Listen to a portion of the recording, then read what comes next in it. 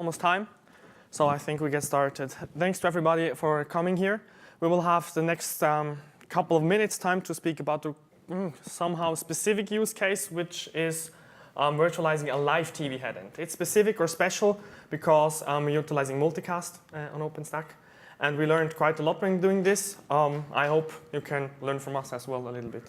I would like to first start introducing who we are. So my name is Marco Lotscher. I work for Hewlett-Packard Enterprise as a solution architect in our digital video services domain. Misha? I'm from Swisscom side. I'm the product owner of Virtual Headend. My role is bouncing between the architecture and the project management, and I will here present the telco side of this story. And I'm Darragh O'Reilly, and I'm with Hewlett-Packard Enterprise, and I work in OpenStack and mostly Neutron type.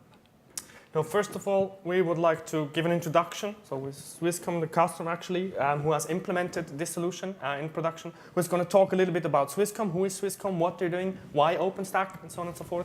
Then I'm going to talk a little bit about the HP contribution from my domain, from the digital video solutions domain to it, with a product that we developed, and want to give a lot of time to Darragh, who's going to talk about technical details in multicast and OpenStack. If you want further information to research afterwards in the internet or whatever, take a picture now or download the presentation afterwards. We have a couple of links attached here.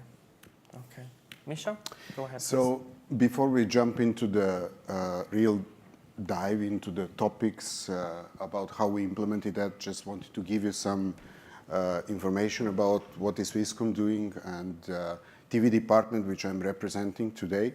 So I was involved since the beginning of implementing the IPTV solution in the TV, and I will just jump over all these years. We start with 0 customers, and today we are a market leader in Switzerland for a TV, implementing the IPTV solution. In 2000, let's just mention the last implementation, which is based on Android, and you can see the picture down left. This happened in 2014. From a media room solution, it became in-house development of the Swisscom. It's a pretty dynamic environment. We are implementing, I think, the bleeding edge technologies in all areas of the TV. And I'm really proud to say that we are one of the first telco providers implementing the UHD, for example. And the requirement come to this project is actually based on all these requirements what we have in general. In the next slide, I will show you shortly the focus of this presentation is where we are kind of looking what is the virtual headend. So if you look on the left side, the virtual headend in the classical TV consists of the transcoder and several components to deliver the channels or the multicast streams to IPTV consumers. Looking on the left side, what is the DCM, what is the IPTV transcoder? It's after receiving the signal from the satellite, the signal needs to be adapted in terms of the bandwidth and sometimes the codec so that the set-top box can receive it. On the right side, the multicast delivery, we typically talk about encryption of the multicast signals. This is the role of the multiplexer. The rewrapper and FCC RAT is responsible for delivering the fast channel change and exchanging the packet in case of the loss on the way to the customer. When we talk about virtual headend can be considered in the whole chain, but in this case we were focusing only on the left side on virtualizing or using the OpenStack environment to deliver the multicast streams on transcoder. This is the part what is important for us. What we consider to be a virtual headend, this one in the red one, and typically this is all multicast traffic today. The challenge what we have is that the multicast traffic was required for us because of all the components in the chain are using multicast traffic. Then the significant delay by introducing, for example, the Unicast traffic didn't allow us to go for the solutions which are currently used by other telcos, like, I don't know, you probably heard about AT&T, DirecTV, and stuff like that. This was for us no-go. Introducing 30 seconds into the stream, which you don't hear on the standard presentation, was for us not acceptable.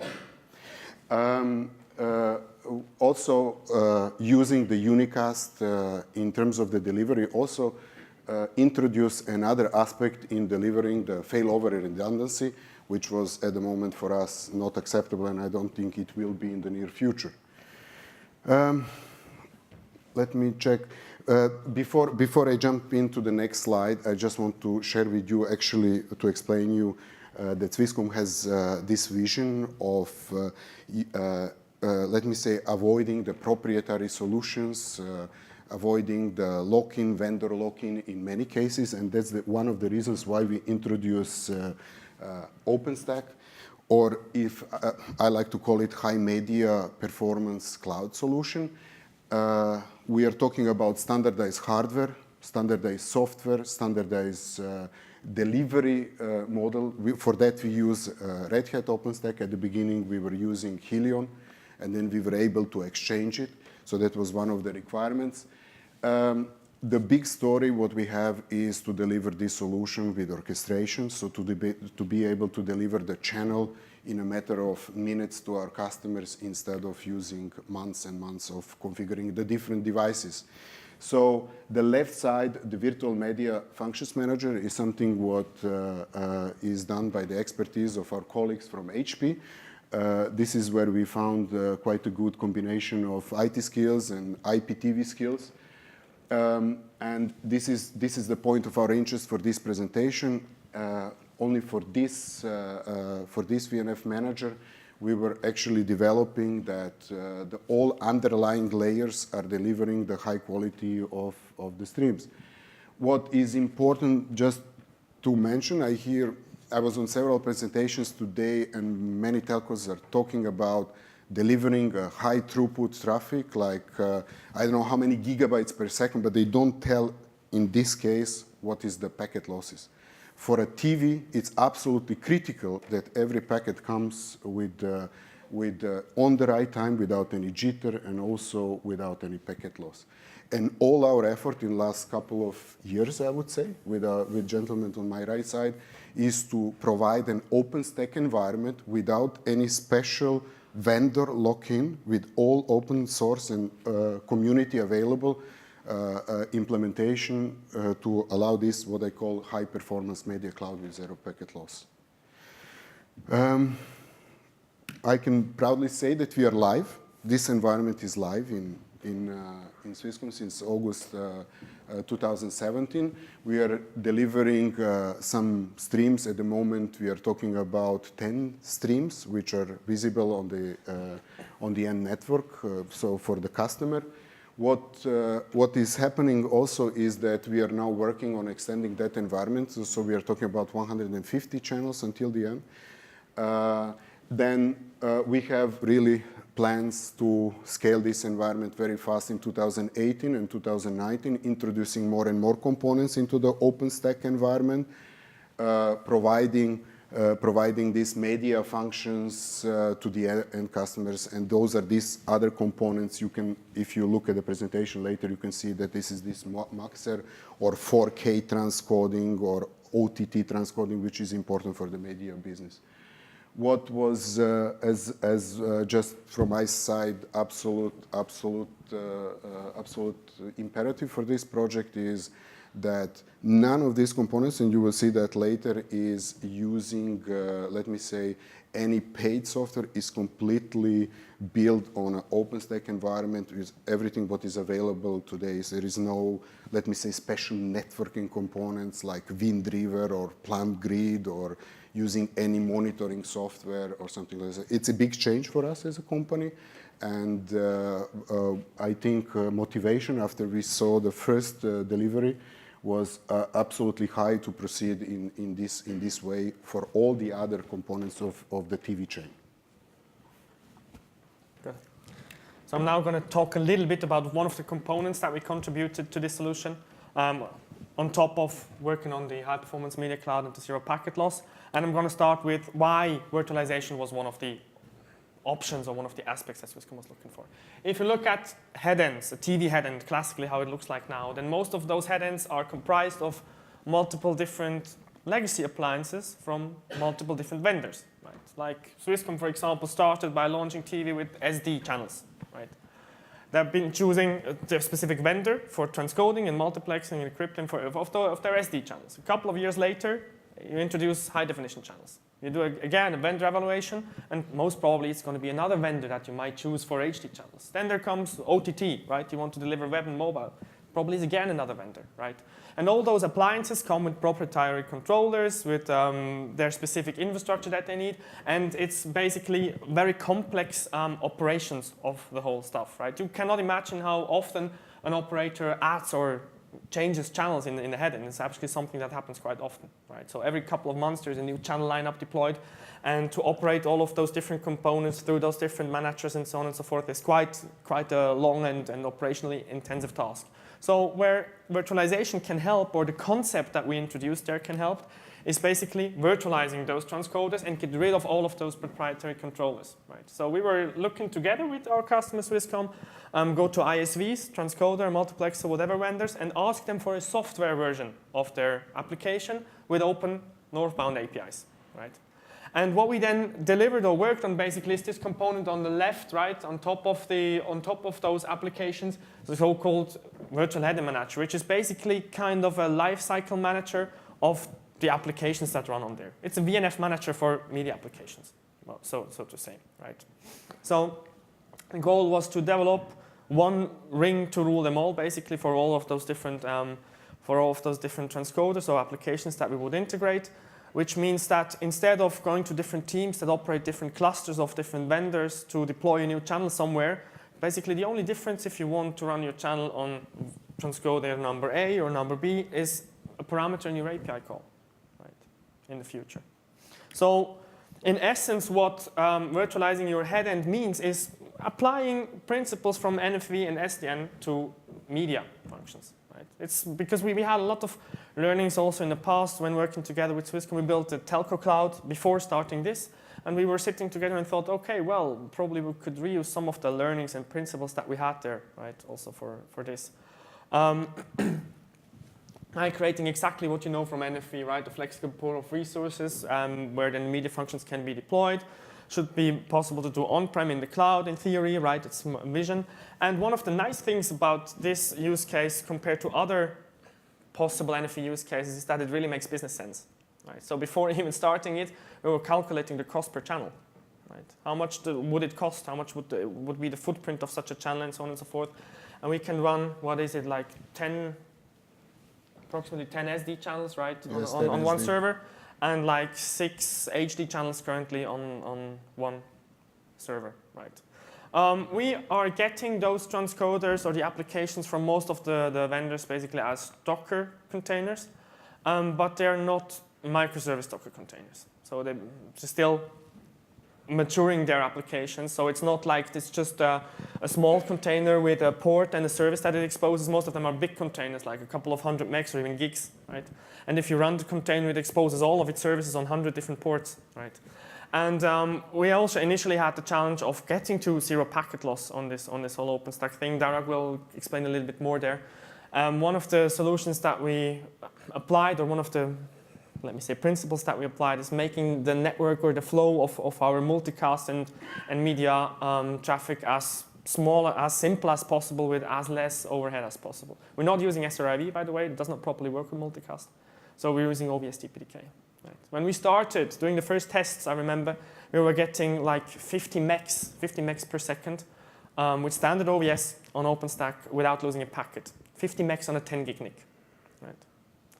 And afterwards, we were losing packets. And again, this is not recoverable if you do multicast and UDP, right? So we needed to increase this number.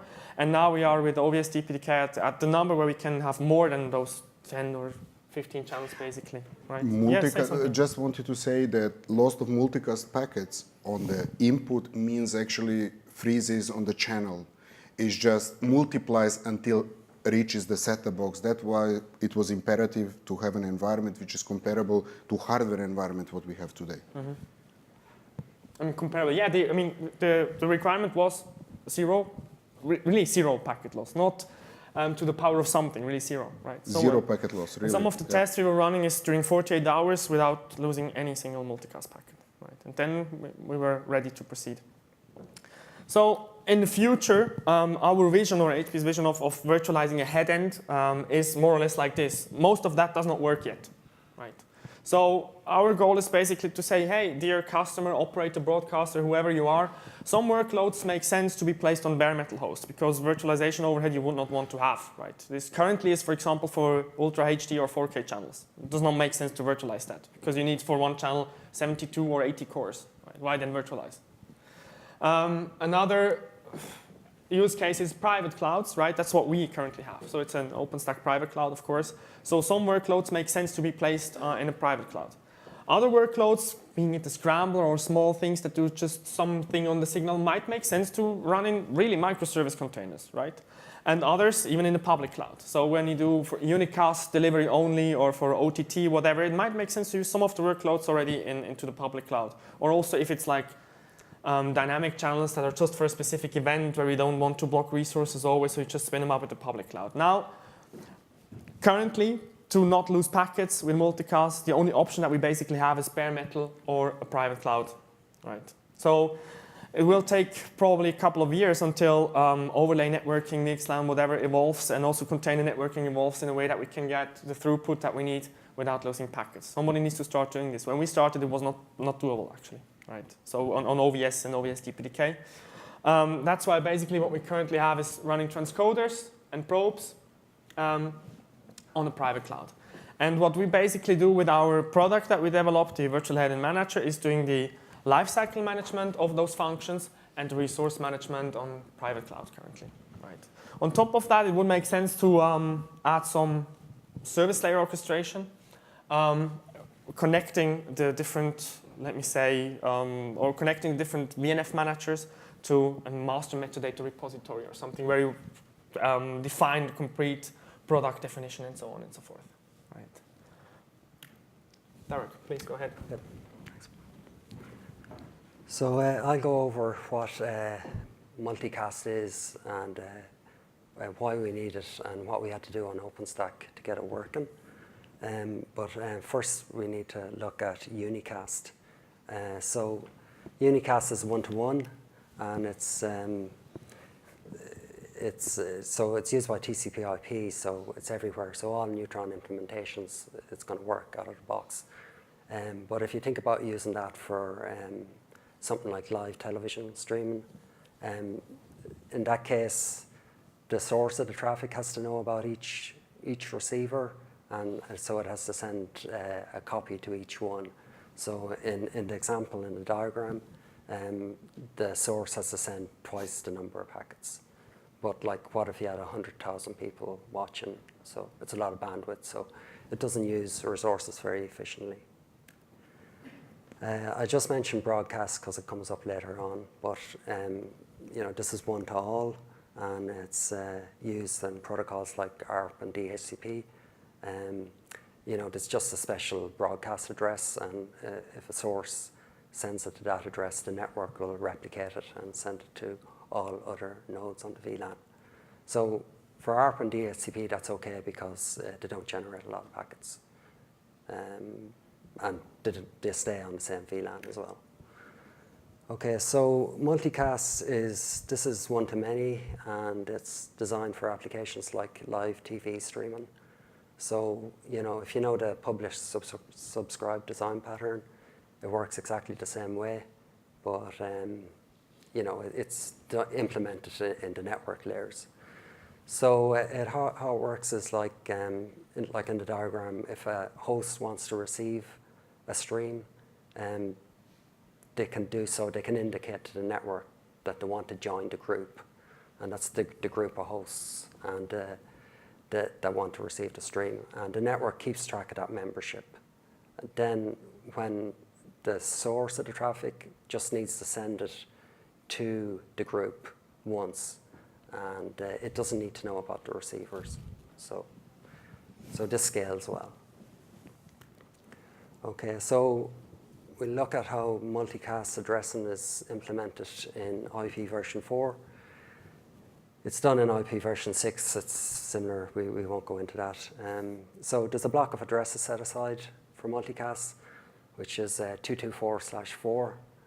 And this block is subdivided for various purposes. It doesn't really matter today. But the one we use is 239/8. It's for traffic within an organization, multicast traffic.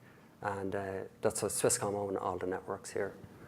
So, when a switch or router sees a packet with a destination address in this range, it knows it's a multicast and it has to treat it differently. So by default, a switch probably won't be configured to run multicast, and in that case, it just treats a multicast packet as a broadcast, which is definitely what we don't want. So we have to enable multicast on the switch. So yeah, I'm only going to talk about switching today. There's also multicast routing, which it's not relevant to us. We'll see later why. So we have to enable this protocol called Internet Group Management Protocol, and this is version 4 again. There's a similar protocol for version 6. So this allows hosts to join a group or leave a group and send membership reports. So say you start a transcoder on a host and you tell it to start transcoding some stream that's available on a multicast address. So it'll create a UDP socket on the operating system, and there's some flag that that says that it's multicast. The operating system implements IGMP in its network stack. It'll send out IGMP join requests, and the network switch can pick those up and update its membership table. So, and then if there's any multicast packets, for that group, it'll forward it on to the node, and the transcoder will get it. Now, if you were to stop the transcoder, the socket gets destroyed, and the network stack will send messages to tell the switch it wants to leave the group. So, yeah, hosts can also send membership reports. So, and the network, like your router or multi-layer switch, will ask for a membership report every couple of minutes by default. And if the switch doesn't see a membership report from a host within, I think it's 5 minutes, it'll age out the host or the switch port from its table. So IGMP has been around for a long time, and so Swisscom are using version 3, and I think it's the right one to use. So, okay, so finally, how do you enable multicast in OpenStack? So, like whether it works or not, or whether you can do this, it depends on what plugin you're using. As you know, Neutron has a lot of different plugins, and each one has a lot of different options. So we're just using the reference implementation, which is ML2 with the Open vSwitch driver, and we're using VLAN provider networks. So we're not using VXLAN. So in this setup, we're only doing layer 2, and all the routing is done by physical routers. Okay, so that's why I'm not going to talk about multicast routing. Okay, so Open vSwitch has supported IGMP for many years now, 4 years maybe, I don't know.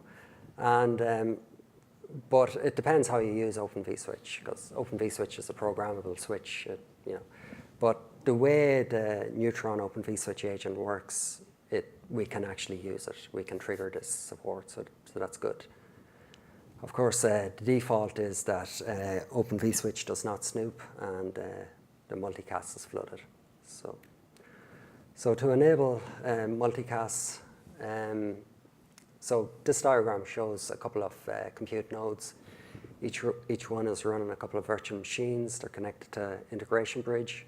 All you need to do is turn on snooping on the integration bridge. It's as easy as that. So, well, you have to go out onto the physical network, like your top-of-rack switch, and enable snooping on it as well. So it manages the multicast between compute nodes. and Open vSwitch manages the multicast inside the hypervisor between virtual machines. So this is the actual command you need, the first command. So it's very simple, you just enable snooping. The second command, you know, we had to do this because we have some streams on the network that no hosts join, so we don't want them flooding because it ruins everything for everyone else. So we don't know why that default is the way it is, but we have to disable it anyway. So there's lots of settings. It's all in the man page for Open vSwitch. And the last, this is a dump of the multicast database, and you know, there's a lot of information here. So on the left-hand side, you see the port number, so port 8 and port 9, whatever virtual machines are connected to it have joined the group 239.0.11.11. Okay, so, and then down at the bottom, you can see this Open vSwitch has detected 2 multicast routers on port 1, which is, that connects to the physical network. So as you see, this operates per VLAN as well. And on the right-hand side, you see the age. So, you know, if Open vSwitch doesn't see a membership report within, I think it's 300 seconds, it'll remove the row from the table. So that's IGMP done. So this is 0 packet loss. So yeah, as the guys were saying, when we started, we were using the kernel data path, and we're getting lots of packet loss. And so I looked into this, why that was happening, and the main reasons I found is it's about CPU contention. So, you know, we're running in a virtualized environment, so we need a vSwitch, Open vSwitch, and also you need to copy packets in and out of the virtual machine, and that requires CPU, and it's called vhostnet, and there's lots of interrupts, and there's a kernel thread, so it's complicated. But if there's contention for these threads, and the Linux scheduler decides to move it to a different core, packets can be lost. And when you got video transcoders running on the same box, which are using lots of CPU, the Linux scheduler gets very busy moving things around, which is bad. So, of course, you can use CPU pinning to stop that, where you pin the virtual machine vCPU to the physical CPU. You can also use, well, huge pages is less overhead managing than all small 4K pages. But we just went and started using Open vSwitch DPDK. So you probably know that, you know, it runs as pole mode drivers. Most of the work is done by them, and they have their dedicated CPU cores that are isolated from the Linux scheduler, so there cannot be any contention. And also, they copy packets in and out of the virtual machines using the shared memory of the huge page. So there's no need for vhostnet anymore. So it's much more efficient. So, you know, once Swisscom started using this, we saw a big improvement. You know, they could push things much further until packets started dropping. So they can operate their production well within that limit. Some problems we found. Yeah, so when I started working on this, I tried it in the lab, and everything worked fine. I could join groups, leave groups, and everything was okay. But when Swisscom started, they had lots of physical machines, lots of virtual machines, lots of streams. They're doing a lot of activity, stopping and starting streams. They were using multiple VLANs, and they started seeing problems. So things like flooding, you know, the video quality would go bad, and we see that the Open vSwitch was flooding the packets and not treating the multicast properly. We saw, sometimes a host wouldn't be able to join a group or rejoin a group. Sometimes there's duplicate packets. So we did debug these one by one and reproduced it, in the lab using very simple tools like iPerf version 2. It supports multicast. And, once you report this to the Open vSwitch people, the exact steps you need to reproduce the problem, they will come up with a fix very quickly. So I think, and all these patches have been backported to the stable branches of Open vSwitch. So I think Swisscom were the first people to really stress test this functionality in Open vSwitch. And, but, the problems weren't too big. Well, one problem was deep. The first problem was deep in Open vSwitch, and I don't think it was even specific to multicast. And but the Open vSwitch people fixed that, and Swisscom found these problems. So they haven't found any new problems in the last year, and they've been using it, and I think it's almost a year now. And so I think the implementation is very solid, and I'm confident it'll work. Thank you. Before we go into questions, I would like to make one more comment. So I think in the session description I wrote, why can it make sense to run containers in virtual machines? And I just want to quickly go through that before we open up for questions. So basically, the right question would be, why do we even use containers? We would not have to. Right. So the containers we use are not microservice containers, as I already said, like classical microservices. But containers are, for us, for the whole project team and the initiative that we do, it's kind of a step forward into getting towards a microservice architecture in the future, and we want to learn how to treat containers. Second is also, containers are cool, everybody wants to use them, right? So also the vendors of those transcoders and applications, they start producing their applications in containers and giving them to us as containers. And it's all in all, at the end, it is a nice way to deliver applications if you just get a container. You don't need to install anything. If you get the new version, you just start a new container, and then we have your new version running then. So that's one thing.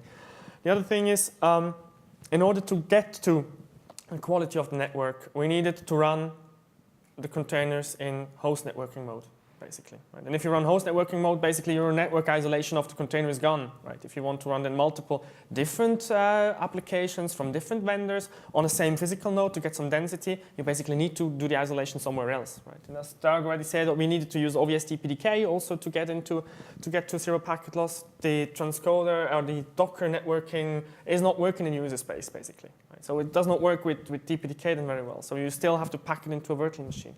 And the third reason is also that, as I said, the transcoder containers are not real microservices, right? If you start such a container, it exposes us hundreds of services on 100 different ports, right? So we need to still isolate that somehow. Then, otherwise, not on the container level itself, right? So, all of those reasons. Basically, it was this zero packet loss thing, and not using the overhead of the Docker networking bridge and using DPDK. We were basically forced to put them into virtual machines to reach what we do, right? Which actually, from the management perspective, is also at the moment for us easier.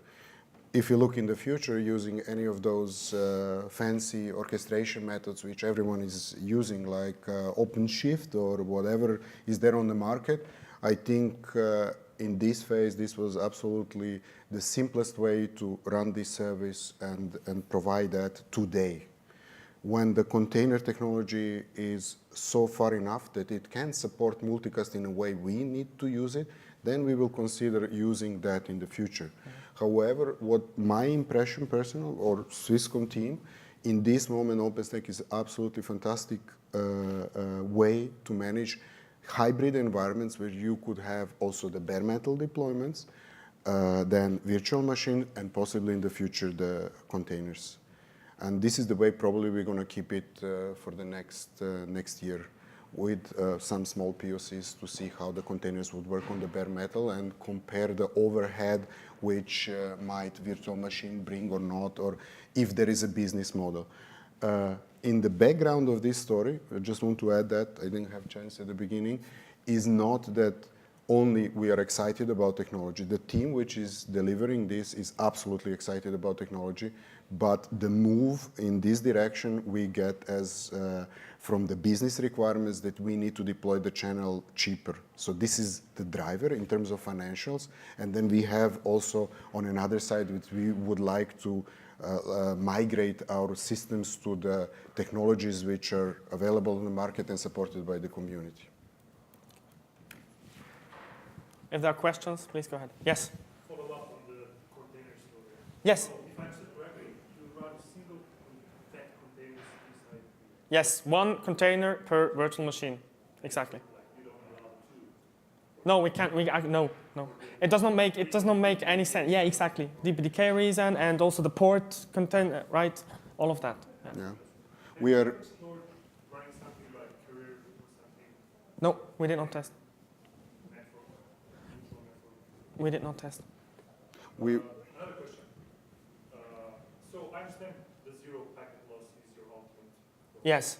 How do you prevent those transcoders from like injecting too much traffic into your underlay?